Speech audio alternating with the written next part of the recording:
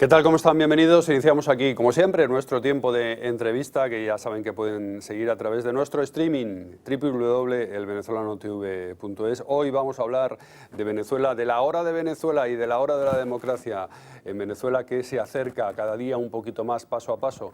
Hoy con una importante noticia, y es ese dictamen de la Unidad Democrática que ha salido a la palestra para anunciar lo que es su hoja de ruta de aquí en adelante para conseguir la democracia en Venezuela. Pero vamos a hablar también de la situación de escasez económica que se agrava día a día, y lo vamos a hacer con un colaborador habitual, un economista de prestigio venezolano que trabaja aquí en Madrid, que es profesor universitario en la Universidad Carlos III, y que ustedes, Cardenal Cisneros, Universidad Cardenal Cisneros, que ustedes ya conocen porque ha estado otras veces con nosotros. Kamal Romero. Kamal, ¿qué tal? Bienvenido. Muchas gracias. Decía, la Universidad Carlos III es en la Universidad Cardenal Cisneros, donde das clases de economía.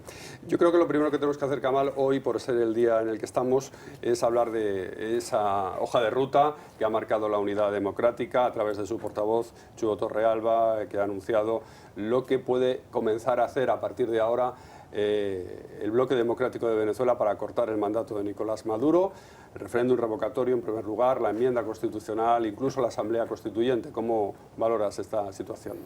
Bueno, esta hoja de ruta no es más que la concreción de algo que ya se ha venido discutiendo desde hace semanas, y esto era el menú de opciones que ya todos conocíamos, lo que es el referéndum revocatorio, la enmienda constitucional y cualquier otro mecanismo que permita que el presidente Maduro renuncie en un plazo anterior al término del mandato. La Unidad Democrática, cuando comenzó su labor legislativa, luego las elecciones de diciembre, prometió que en un plazo razonable idearían medidas institucionales para intentar que Maduro no acabara el gobierno. Ahora, yo lo que quiero advertir a los medios internacionales, porque esto, claro, suena un poco violento para el que no siga el tema, el razonamiento detrás de esto es que desde que Maduro ha llegado a la presidencia, luego el fallecimiento del anterior presidente Hugo Chávez Frías y las elecciones posteriores, es que Maduro no ha hecho absolutamente nada para paliar la grave crisis, ya no solo económica, sino social e incluso humanitaria que está padeciendo Venezuela en la actualidad. Entonces, la Unidad Democrática ha llegado a la conclusión de que el actual Ejecutivo no posee ni el deseo ni la habilidad para sortear esta situación de la cual es culpable además.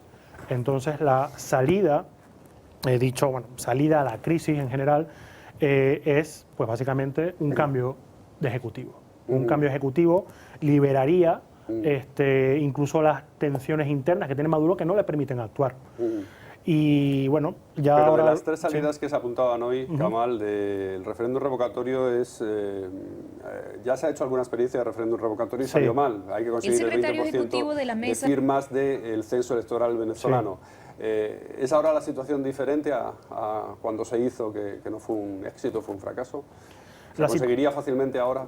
La situación a nivel meramente electoral es distinta, en el sentido de que ahora seguramente hay un apoyo mayor a que Maduro no acabe su periodo presidencial. No obstante, el entorno institucional ha empeorado.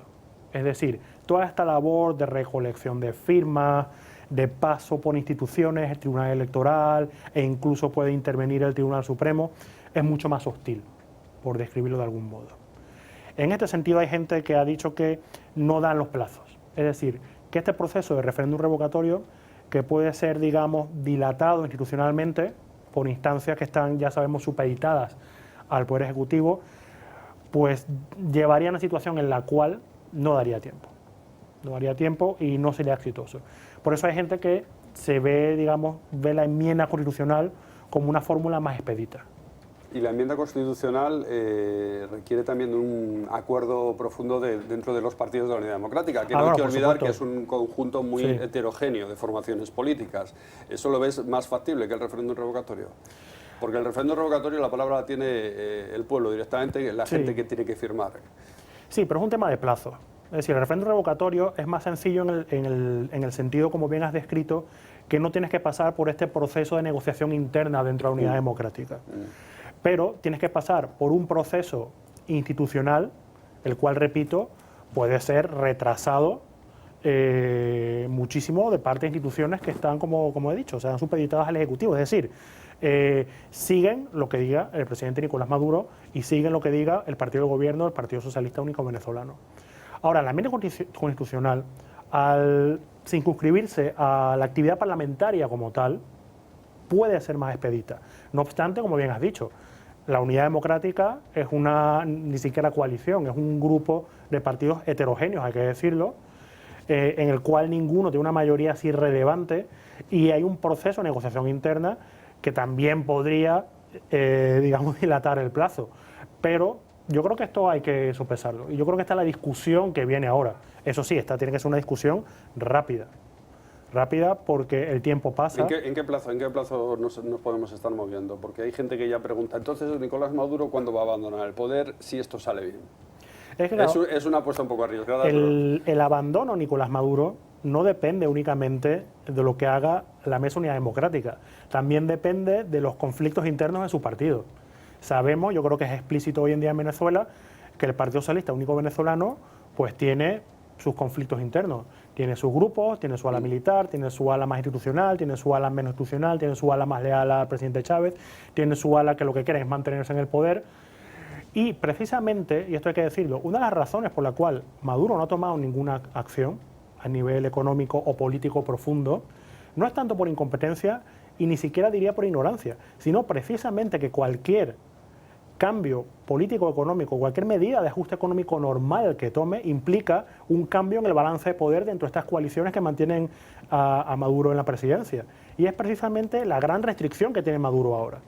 Entonces, aquí esto no depende únicamente de la Unidad Democrática. En este sentido es que hay, como tú has dicho, si hay referéndum revocatorio y salen los... porque esto hay que discutirlo, esto es mi opinión personal, pero si salen los plazos, si puede hacerse, si hay manera de contrarrestar las limitaciones institucionales y las barreras que va a colocar el gobierno, pues hay que hacerlo porque, como bien has dicho, es la gente que vota y es sí o no.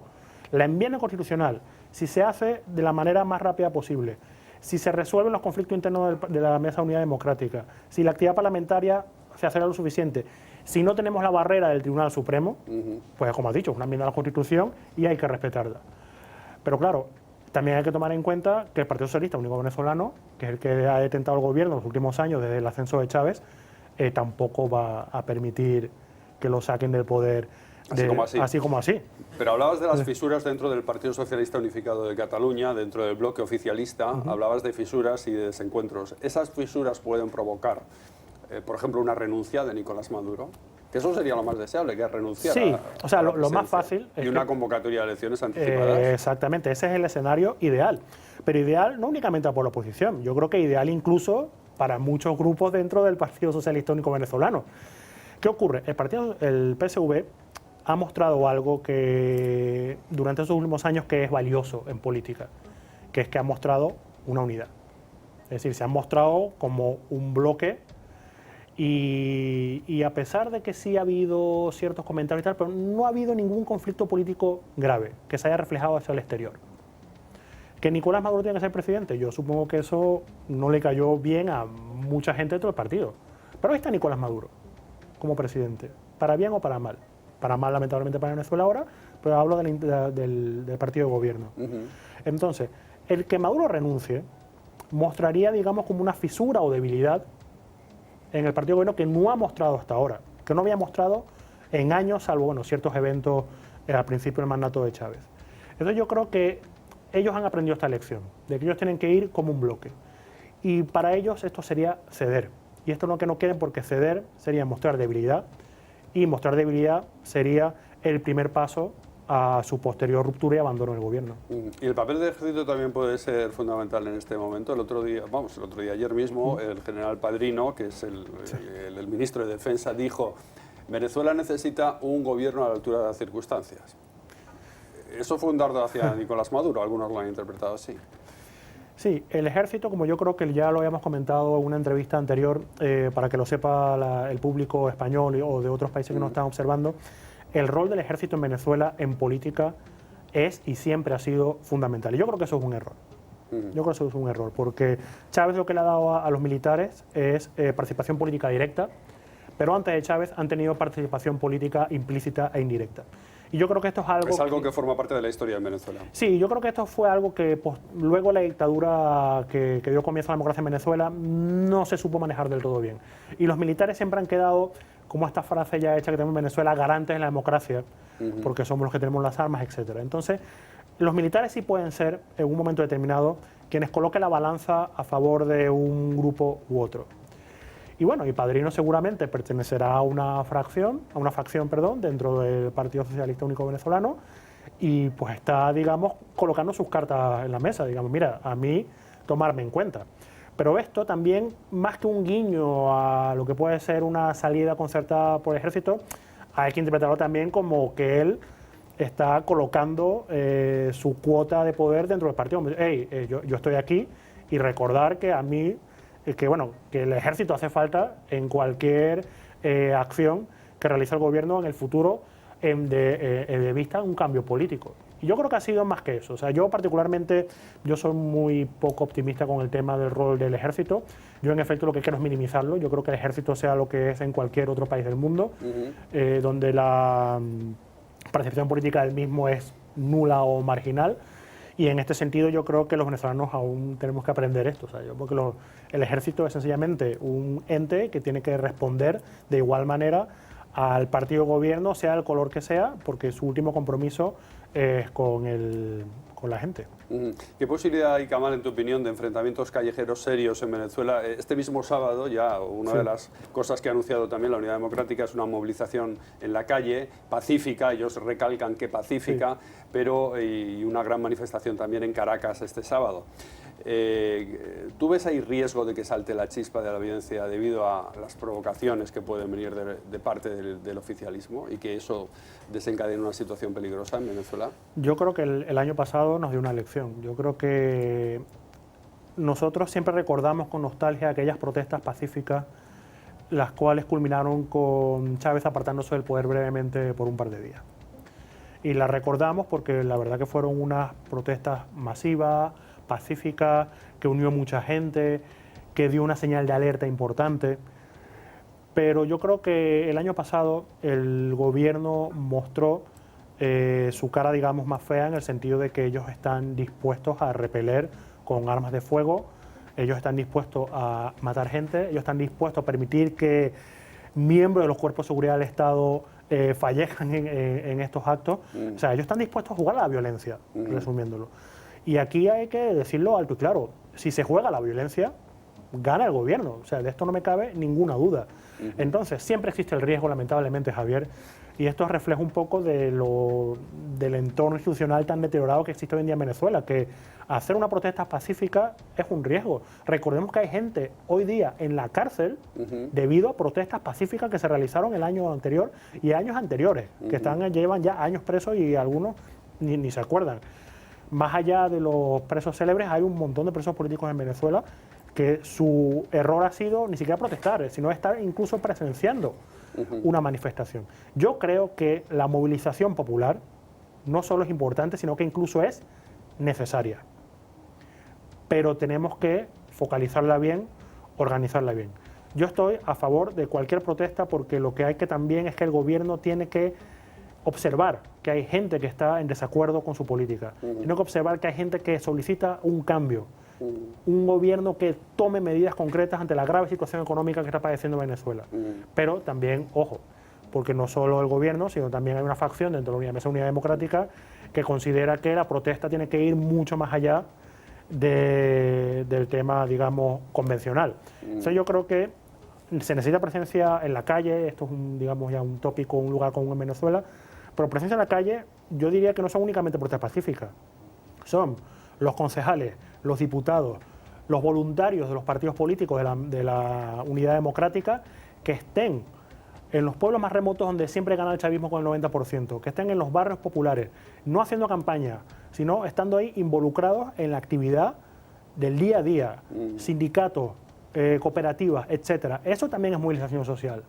Un trabajo más de hormiga, un trabajo que igual no aparezca con grandes titulares en la prensa o los medios masivos, pero un trabajo que también forma parte de toda esta estrategia de movilización social, además de protesta, que tiene que llevar a cabo la Unidad Democrática. Tú siempre recalcas el tema económico, que es tu especialidad. Ayer mismo, en un foro de debate organizado por Madrid Foro Empresarial, sí, en el que estuvo presente el venezolano Televisión España, tuviste una intervención resumiendo cuál es la situación económica en Venezuela y recalcabas el asunto clientelar, que es una economía totalmente subvencionada, que no hay ningún tipo realmente de actividad económica en Venezuela.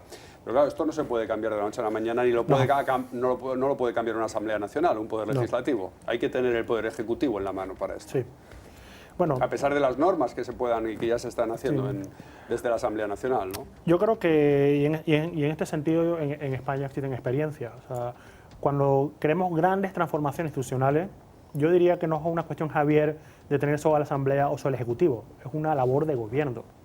Es una labor de construcción institucional. Pero es un asunto que se agrava día a día, ¿no? La escasez aumenta, no hay casi harina para hacer pan en algunas zonas, y esto son noticias cotidianas que nos llegan de Venezuela. Yo lo que quiero diferenciar son dos cosas. Uno es el corto plazo. O sea, ¿qué medidas económicas hay que tomar en el corto plazo? ¿Cuál es el rol que puede tener la Asamblea Nacional en las medidas económicas que se puede tomar a corto plazo? Y luego el mañana. Es decir, ¿qué tenemos que hacer para que no vuelva a ocurrir esto? Y con el tema del cambio del régimen clientelar basado en el reparto de la renta petrolera, esto es algo que ya yo lo veo más a medio plazo y que necesita la participación de Ejecutivo y Legislativo. Ahora, en el corto plazo, ¿qué hay que hacer? Nosotros en Latinoamérica, y yo creo que recientemente en Europa lo hemos visto, lo he mencionado ayer, cuando se llega a una situación de esta, pues llegan los multinacionales, te dan la cartilla y no hay otra cosa que hacer. Y en Latinoamérica, durante los años 80 y principios de los 90, la cartilla la tuvieron que hacer gobiernos democráticos, dictaduras, gobiernos de izquierda y gobiernos de derecha. Así como aquí en Europa, partidos de derecha han tenido que hacer lo que ha dicho la Comisión Europea, partidos de izquierda han tenido que hacer lo que ha dicho la Comisión Europea y gobiernos de coalición han tenido que hacer lo que ha hecho la Comisión Europea. Entonces, en el corto plazo, todas estas medidas como, digamos, el desmontaje progresivo, el control de precios y el control del mercado de divisas, que es una condición necesaria para reactivar la actividad económica, es una condición necesaria para acabar con la escasez, la tiene que tomar el Ejecutivo, sí o sí. ¿La Asamblea Nacional qué puede hacer? Por ejemplo, derogar la ley de precios justos, que es el soporte jurídico de este tipo de políticas, pero la acción última es del Ejecutivo. Venezuela tiene un déficit fiscal estimado en 20% del PIB. O sea, esto es algo impensable en muchos países hoy día. Entonces necesitamos un ajuste fiscal, lo he dicho, de cartilla. Y el Ejecutivo puede derogar leyes que le den soporte al presente desorden fiscal, pero la última decisión es del Ejecutivo. Y es ahí donde, volviendo al principio, el razonamiento de que si Nicolás Maduro ya ha mostrado que no está dispuesto a hacer lo que hay que hacer para acabar con las penurias de corto plazo, que es básicamente acabar con la escasez. Porque lo que ha hecho en su decreto de emergencia económica, ya lo hemos hablado contigo otras veces, es agravar más la situación. Con estas medidas que ha tomado... No es hacer nada, es repetir lo que se ha estado haciendo en los últimos años.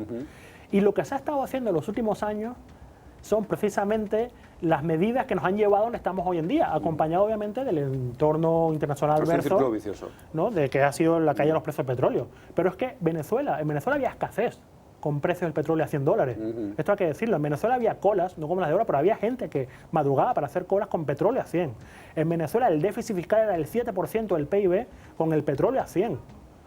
Entonces, no es una cuestión de la caída del petróleo, es el conjunto de medidas de política económica y el conjunto de políticas en general que ha tomado el gobierno de Chávez y el gobierno de Maduro posteriormente que nos han llevado a la actual crisis. Y lo que ha mostrado el gobierno de Maduro en estos últimos 2 años es que ellos no están dispuestos a hacer nada para paliar la situación. No están dispuestos a hacer lo que tienen que hacer, no están dispuestos a hacer un ajuste fiscal, no están dispuestos a renunciar al financiamiento monetario por parte del Banco Central, que en todo el mundo se ha demostrado que las inflaciones altas han estado todas relacionadas con un desorden fiscal que ha implicado un financiamiento de parte del Banco Central, la llamada maquinita de hacer dinero. Y en Venezuela hoy día tenemos la inflación más alta del mundo, una inflación que este año se puede aproximar al 1000%. Pero eso es insostenible, ¿no? Es insostenible, obviamente es insostenible a un corto plazo. Eso es lo que realmente puede precipitar la caída del gobierno en Venezuela o la caída del régimen chavista, porque es al final lo que toca al bolsillo es lo que más afecta a la gente. Pero es que el tema, Javier, es la dinámica. La cuestión es, ¿el gobierno puede aguantar hasta que la inflación sea 5.000%? Puede que sí, pero es que desde que la inflación sube al 7.000, al 5.000%, en el camino nos estamos dejando gente que fallece, esto hay que decir, los hospitales, porque no existen los insumos necesarios para ciertos procesos quirúrgicos, gente con enfermedades crónicas que no encuentra sus medicamentos, gente que llegará a un momento en el cual dirá, yo no puedo hacer cola 12 horas al día para conseguir un producto al azar a todo esto, porque llegas y igual no lo encuentras y compras otra cosa por comprar, porque tendría que directamente renunciar a mi trabajo o a mi fuente de ingresos, y tampoco puedo acceder a los otros productos que están a, digamos, a precio internacional. Entonces, claro, durante este colapso y supuesto desgaste del gobierno, o sea, va a haber gente sufriendo en el medio. Y yo creo que el objetivo de la Unión Democrática debe ser no llegar a ese punto. Es decir, jugar al desgaste económico es riesgoso, en el sentido de que hay gente que se va quedando en el camino. Y yo creo que nosotros no podemos apostar a esto, tenemos que apostar a explicar todos los días a la gente de a pie, a todo el mundo, a la gente en el extranjero, en Europa, en América, en Asia, no solo el problema de los presos políticos, sino también el grave problema económico, y hacer presión internacional para que el gobierno Maduro o adopte las medidas que tiene que adoptar o sencillamente hay un cambio político. Pero si hay un nuevo gobierno en Venezuela en un periodo corto de tiempo, ese gobierno, desde el punto de vista económico, tendría que adoptar medidas impopulares, como se suele decir, ¿no? Medidas de ajuste económico, y eso es difícil de explicar a la gente, ¿no? Claro, todos tenemos el corsé político, o sea, aquí lo hemos visto en Europa, o sea, en España mismamente.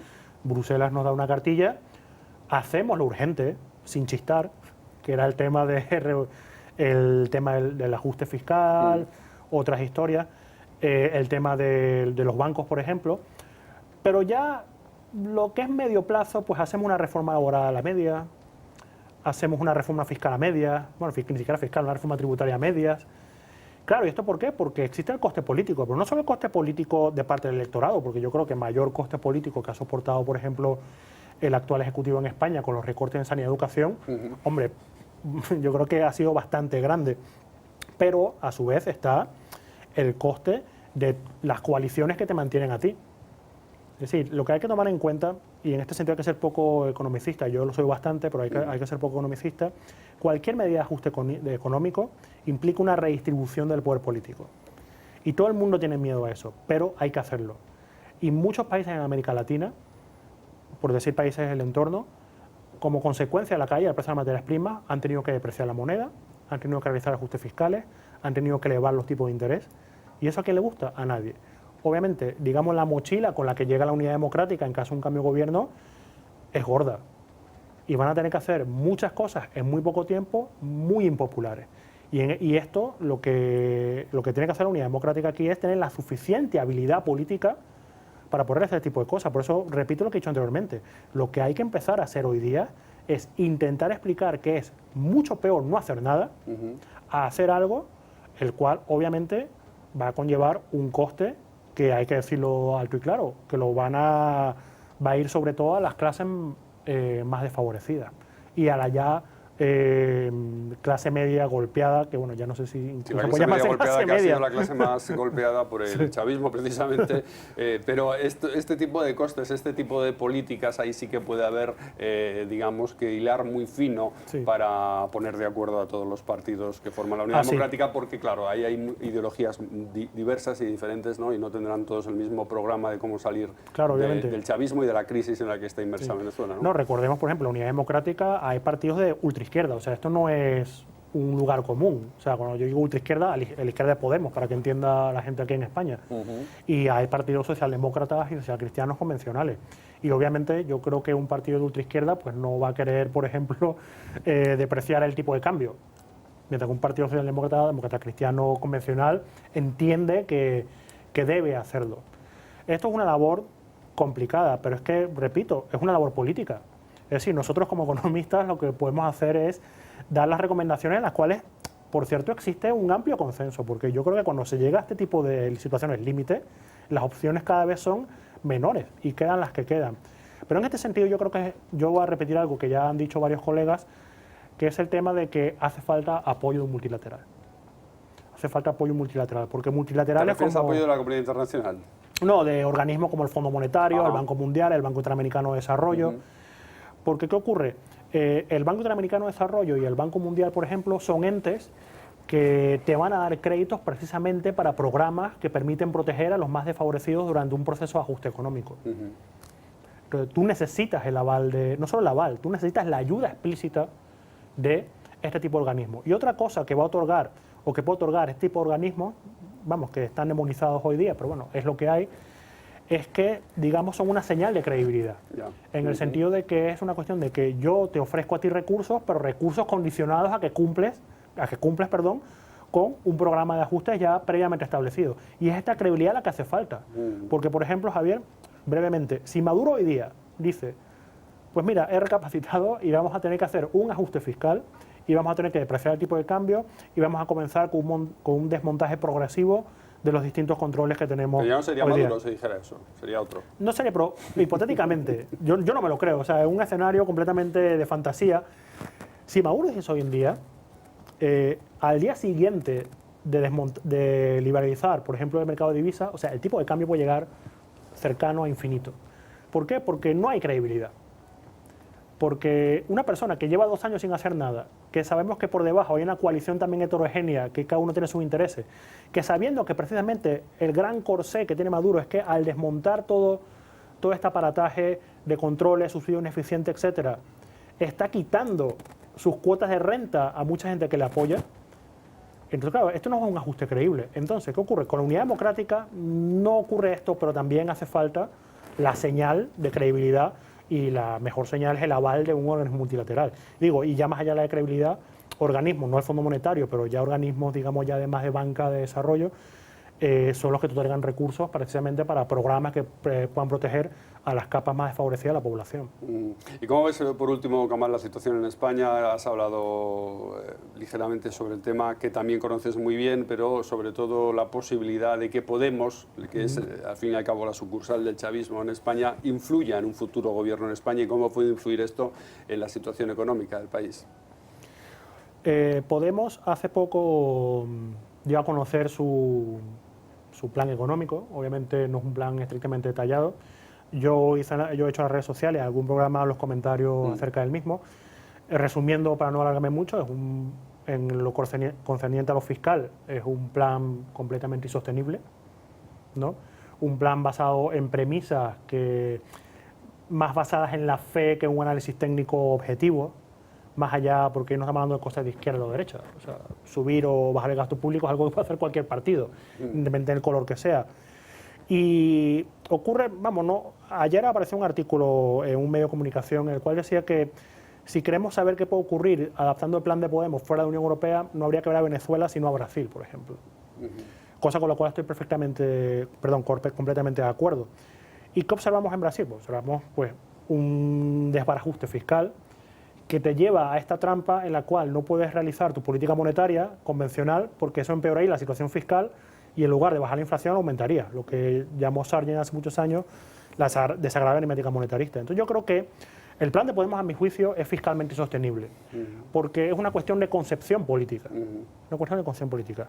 Ahora, ya más allá de Podemos, en el plano político español actual, en el cual no tenemos gobierno, en el cual vamos abocados a una repetición de las elecciones, lo cual nos llevará a un panorama muy similar al que tenemos hoy día. Yo, una opinión, como no soy analista político, más personal que otra cosa.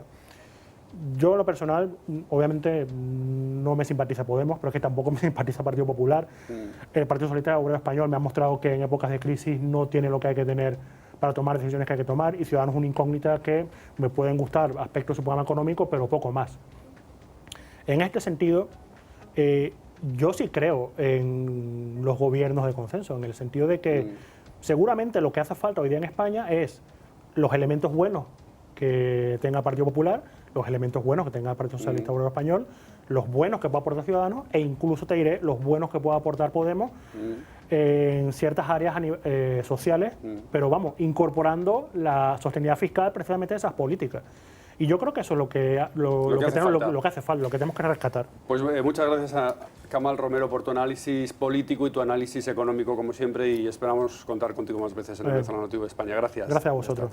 Pues este ha sido el análisis de hoy, exhaustivo, análisis a la situación, sobre todo la situación de Venezuela, después también de ese anuncio de las últimas horas de la Unidad Democrática, detallando cuál es su hoja de ruta para conseguir un proceso de democratización en Venezuela. Kamal Romero ha sido nuestro invitado de hoy. Ya saben que pueden seguir nuestra entrevista a través de nuestro streaming www.elvenezolano.tv.es. No se vayan porque ahora llegan las noticias. Hasta ahora.